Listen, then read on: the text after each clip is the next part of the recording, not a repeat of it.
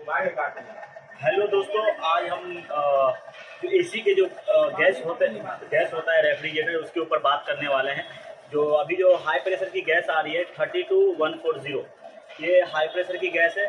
और इस गैस पे अगर आप गैस चार्जिंग करने जाते हैं तो काफ़ी सावधानी बरतना पड़ता है आपको। और जब ये गैस के बारे में आपको मालूमात हो तभी उस पर काम करें, क्योंकि रोज़ डेली कभी ना कभी हादसा होता रहता है। आज ही की घटना है ये, काफ़ी बुरी तरीके से कंप्रेसर फटा और वहाँ पे दो बंदों की मौत हो गई।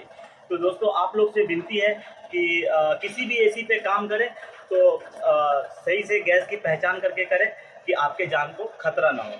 Thank you.